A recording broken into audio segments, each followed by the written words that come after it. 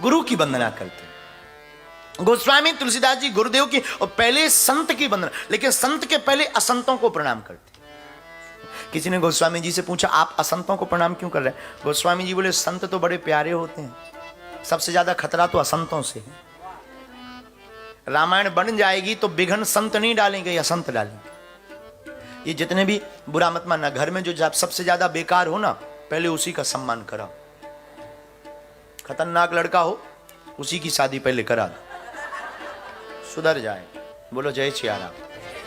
और शादी के बाद अच्छे अच्छे सुधर गए, क्योंकि शादी के बाद फिर अपनी मति चलती नहीं, श्रीमती की चलती।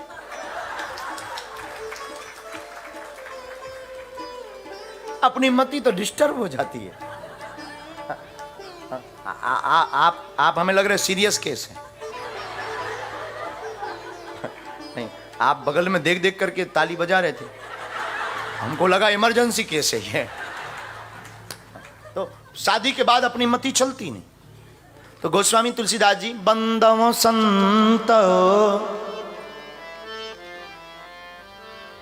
पहले संतों को प्रणाम, फिर असंतों को प्रणाम। संतों को प्रणाम करके गोस्वामी जी जय जयकार करते संतों की। और केवल संतों को प्रणाम नहीं, खलों को भी प्रणाम करते हैं। किसी ने कहा कि आप खल को क्यों प्रणाम करते? खल को प्रणाम करने का क्या मतलब?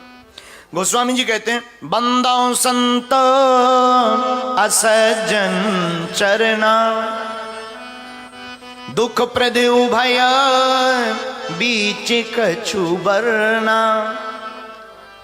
क्यों? एक कारण है। खल का मतलब क्या हुआ? खल में दो अक्षर हैं, खा और ला।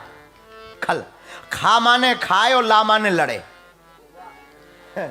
खल में दो अक्षर हैं, खा और ला, खल। तो खा माने खाए, ला माने लड़े। जो केवल खाए और लड़े वही खल। इसीलिए गोस्वामी जी कहते हैं ऐसे लोगों। अच्छा, एक और हमारा मानना है, केवल खाए और लड़े नहीं, जिसका खाए उसी से लड़े। उसी का नाम है खल। तो गोस्वामी जी कहते हैं कि हम संतों को तो प्रणाम कर ही रहे, लेकिन खलों को भी प्रणाम कर रहे।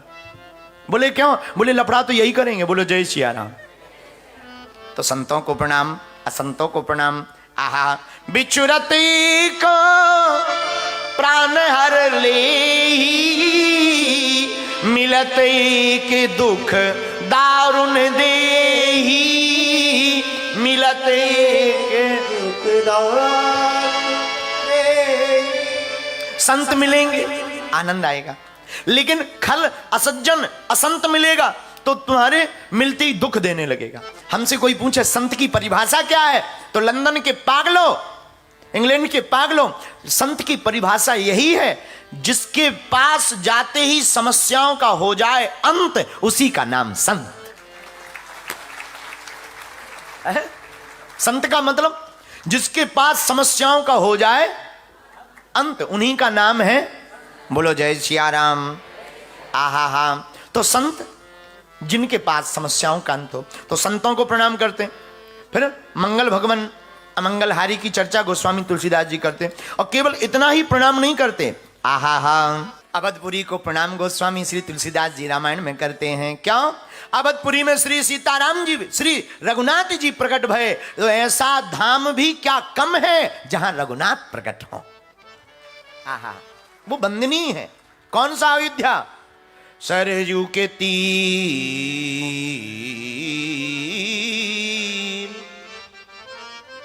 सरयू के तीर अयोध्या नगरी, सरयू के तीर अयोध्या नगरी, संत भरे जहां गागरिया, संत भरे जहां गागरिया, अवध बिहारी सांवरिया, मेरे अवध बिहारी।